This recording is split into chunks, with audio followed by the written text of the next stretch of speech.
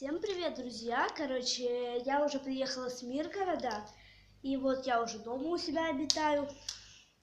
Интересно, конструкция, да? Короче, мне принесли 2 котят. Но проблема в том, что они немножко, у них стресс немножко, и они сейчас у меня под кроватью. Да. И я не знаю, вопрос, как их оттуда достать. Ну, камера, я не могу вам их показать, потому что камера там темно. Но я вот поставила свет, и сейчас попробую вам их показать. Они не хотят со мной разговаривать. Секундочку. Да. Спроба номер 2.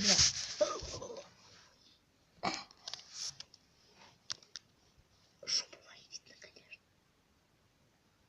Вон, видите, светится. Это второй котенок.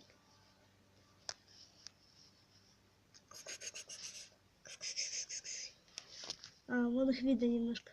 Это черно-белый котенок, его тут плоховатенько видно. Сейчас.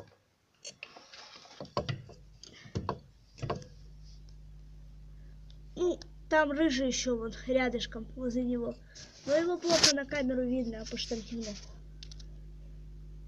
А нет, чуть видно. Вот их там, короче, 2. Это 2 пацана. Вот ты меня подмигиваешь.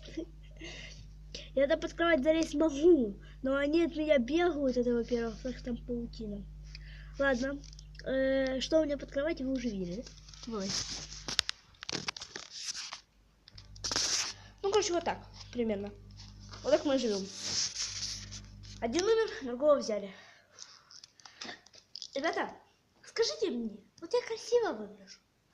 Вот я, наоборот, считаю, что нет. У меня голос в камеру передается такой ужасный, что мне самой, я не знаю, прям, короче, не знаю, голос у меня на камеру передается такой ужасный.